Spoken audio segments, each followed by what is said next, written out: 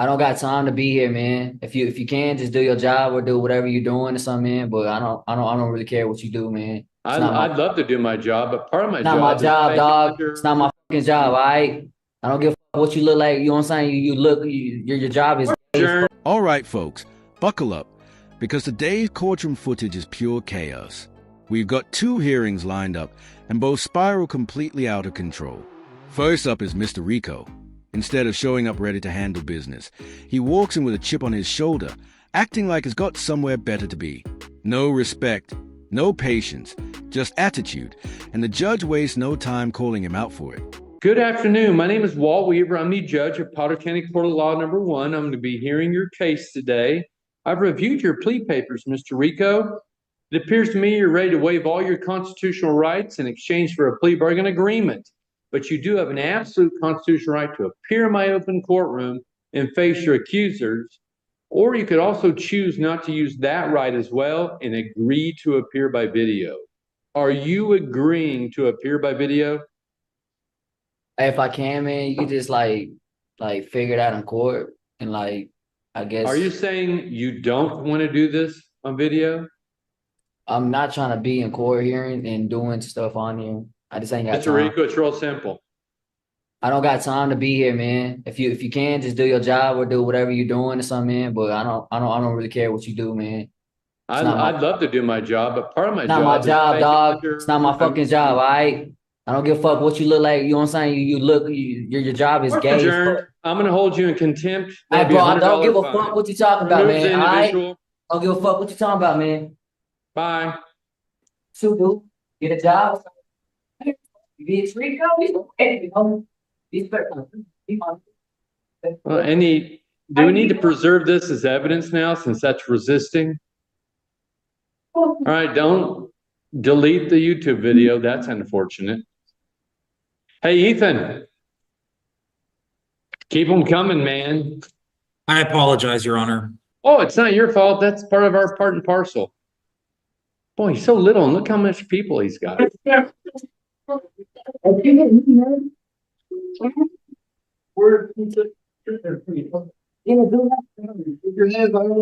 Could you please put him, Miss Morris, on a transport next time so we can get it done? Boy, if that's not the funnest name I've said all day. Man, it's too bad Mr. Rico could have gone home today. He decided he'd rather stay. You might have got a new prosecutor today. Well, it's all live. You saw him fight the deputy. Technically, he's under arrest in a jail. Do you have to prove that element? The hearing starts off simple enough. The judge is just introducing himself and explaining the defendant's rights. Appear by video, waive your right, make your choice. But Mr. Rico acts like the whole process is beneath him, repeating, "I don't got time to be here, man," as if the courtroom is some interruption in his day. The judge stays calm and professional, but Rico keeps spiraling, snapping back, talking nonsense, and eventually cussing at the judge.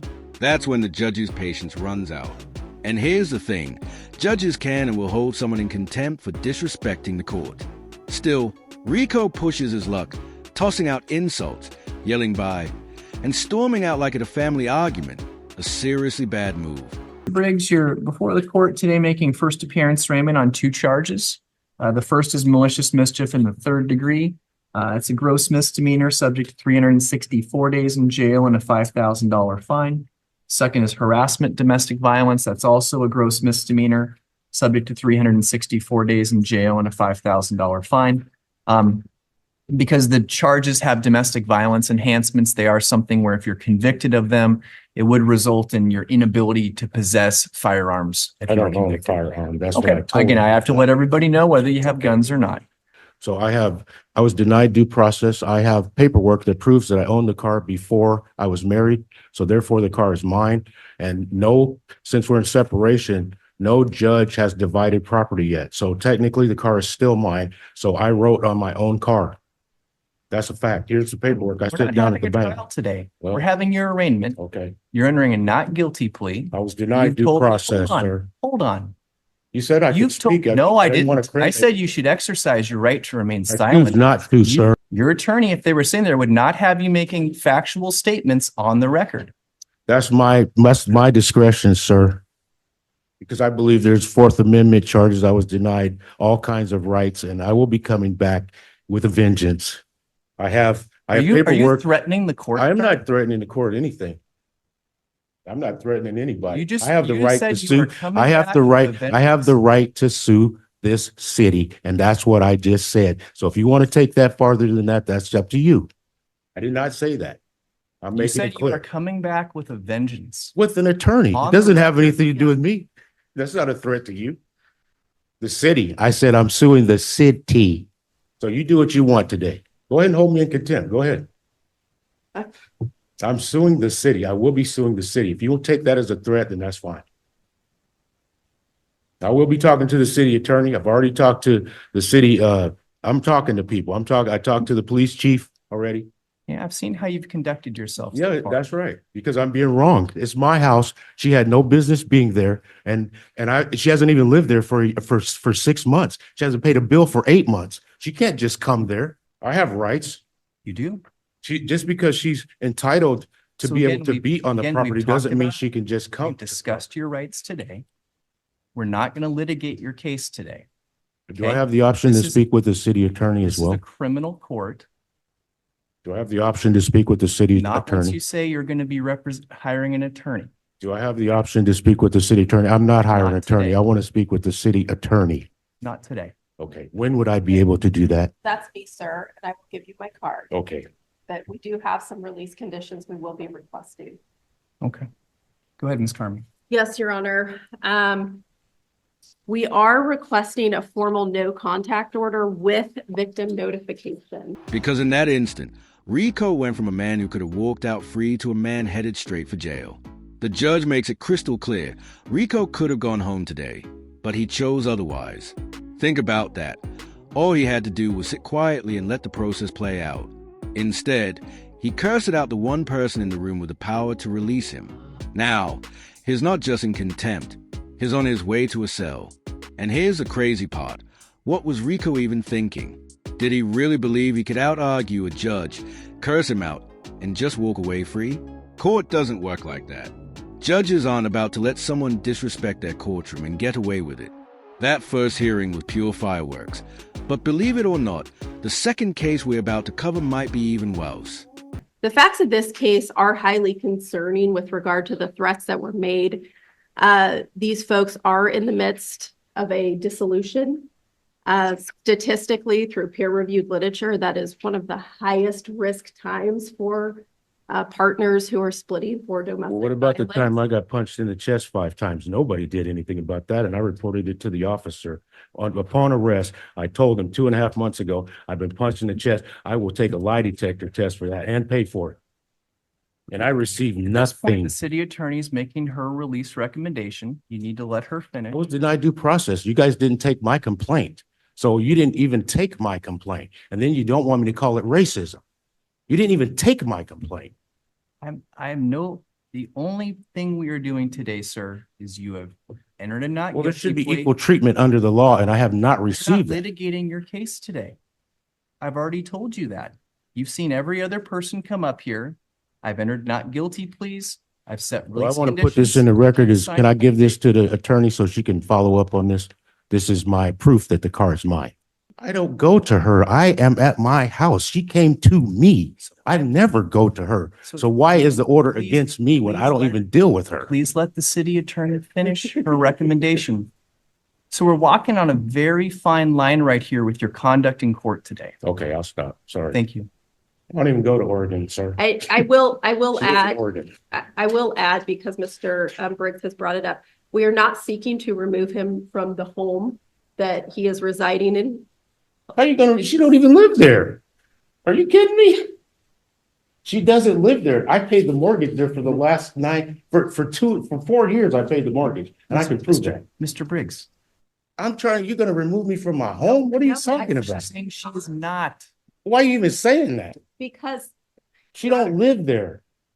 Because while Rico managed to dig himself a hole with his mouth, the next defendant, Mr. Briggs, takes things to a whole new level, confessing to something that leaves the entire courtroom stunned. And the judge's reaction? Absolutely priceless. Now, let's talk about Mr. Briggs. He steps into court facing 2 serious charges, malicious mischief and harassment, both tied to domestic violence. They are misdemeanors, sure, but with that domestic violence tag, a conviction means losing some serious rights, and the judge makes that crystal clear from the start. Because Mr. Briggs has brought it up, we are not seeking to remove him from the home that he is residing in. How you gonna, she don't even live there. Are you kidding me? Your Honor, the reason that I'm bringing this up is that the victim has requested a civil standby so that she can go get her personal belongings from the home. Property has not been divided by the court. She has her personal items and her personal belongings. And then the court has to divide the property. That's what I've been waiting for. I've encouraged her to file the divorce papers, sir. I will be finished here shortly, Your Honor. The proposed NCO that we have drafted after contacting Battleground to make sure this is something that they could do. That's against the law. No way. Is that she can call for a civil standby where they would go to Mr. Briggs' home. She has the same 15 to 20. She can't come there and just take whatever she wants out of the home. It hasn't been divided by the divorce court. I believe she's demonically possessed by the Jezebel spirit. So I don't want her around me. There's a visceral reaction that I haven't felt around a person in many years. If I'm from here to her, I want to throw up. I literally cannot be around her. And I've required that she not come to the house. She came to the house because I refused to get the HELOC with her to help her pay off her bills. So she came to the house the next day, and then that's when everything started. I was sitting there with my brother-in-law, drinking beer by myself, like I always do. I didn't go to her. She came to my house. And she has forfeited, I haven't proved it, but she's forfeited her right to the property. She hasn't paid a single bill there in 8 months. And when she left, the moment that she took her and got a new bank account at Columbia Credit Union, that's the day of separation. That was over 8 months ago. She cannot just come to that property. I have jurisdiction for a victim to be able to retrieve property. What would I be keeping from her, sir? She has all of her clothing. There's a table and a side table in the bedroom. That's all that's there. And whatever's in the garage. I haven't kept... Right to own firearms. Serious stuff. The judge begins reading the charges, but Briggs isn't paying attention. Instead, he launches into a full-blown speech, insisting he's been denied due process, claiming the car in question is his, waving paperwork around, and turning what should have been a routine arraignment into a personal rant session. The judge tries to rein him in, even reminding him, "Sir, you have the right to remain silent. Use it." But Briggs won't stop. He keeps talking, even saying he'll be back with a vengeance. That's when the judge has to step in. Is this man actually threatening the court? Briggs quickly backpedals, insisting, No, I'm just suing the city, but the damage is already done." The more he talks, the deeper the hole he digs, arguing about property rights and insisting the victim had no right to be at his home. Now hold on. I did actually ask he be held on $10,000 bail. Listen, sir. Listen. You can't. I'm not saying it like that. I'm saying that I've tried to keep her away because of violence. I don't want. Very much keeping with statements. Oh my God. Do you understand? Does anybody understand? I didn't never touch her. Officers, take him into custody. I never touched her. I didn't want to harm her. That's what I've been doing the whole time. Man, I'm getting crunk down here, and it's gonna be on. This is prejudice and racist as hell. I'd like no bail. You're racist. Well, I have not done anything to her. He just threatened to get crunk on the court. So what? What is that? So you're taking away my freedom of speech? I can't express myself now? I haven't committed any crime. I haven't touched anybody. All right. So I don't want her at the house. That's what I've tried to avoid. So at this stage, we're gonna set Mr. She punched me in the chest. I'm prosecuting her, so you take that. I want to see somebody about that right now. Set Mr. Briggs, and I'm pressing charges on her. About 1 week. She punched me 5 times, and I will take a lie detector and pay for it. Can I speak to somebody and press charges on her? 12th of December, 2024. You know what I'm saying?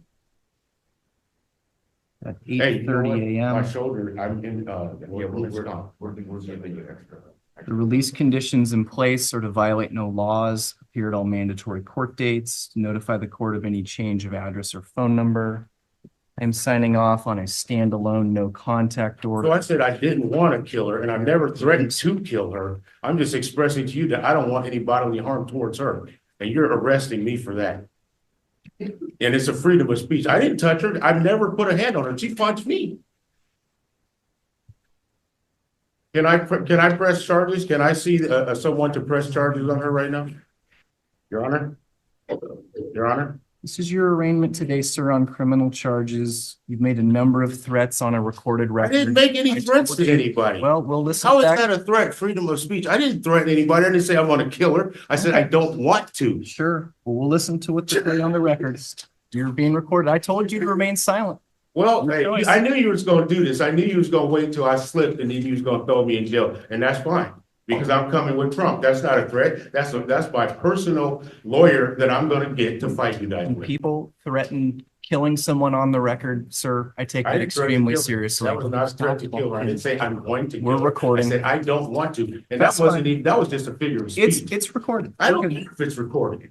We're on intensive pretrial release. At this time, I'm going to impose bail in the amount of $25,000. And then, Your Honor, if it is posted, could we have the victim notification? Victim requirement? notification will be put in place. Thank you. This is a railroad. And he throws out every excuse you can imagine. It's like watching someone argue their case on Facebook, except this is a real courtroom with real consequences. Then comes a moment that seals his fate. In the middle of rambling about his ex, Briggs blurts out, "I'm trying not to kill her." That's it. Game over. The judge doesn't need to say much after that, because when a defendant casually admits he's trying not to kill the alleged victim, there's no coming back from it. You can feel the whole courtroom tense up. The prosecutor immediately called for $10,000 bail, and honestly, that's generous. But Briggs keeps digging. He insists it was just a figure of speech, freedom of expression, that he didn't really mean it. But let's be real. When you're in court for domestic violence, those are the last words you should ever say. And if that wasn't bad enough, he doubles down, yelling that the system is racist, that is being railroaded, and even threatening to get crunk on the court. At that point, the judge has no choice. He raises bail to $225,000 and enforces strict no-contact orders. In seconds, Briggs goes from cocky to desperate, suddenly claiming he's a real victim, demanding to press charges against his ex, swearing he's innocent. But the judge has heard enough. Briggs basically confesses violent intentions on the record. That's not confidence, that's self-destruction. Honestly, this might be one of the dumbest courtroom meltdowns ever. Briggs thought he could talk his way out of trouble, but every word just tightened the noose around his own neck. Instead of defending himself, he handed the prosecution a confession on a silver platter. So here's the question. Did Briggs really just slip up, or was he arrogant enough to think his words wouldn't matter? Clueless or reckless? One thing's for sure, the judge made certain Briggs wasn't walking out of that courtroom.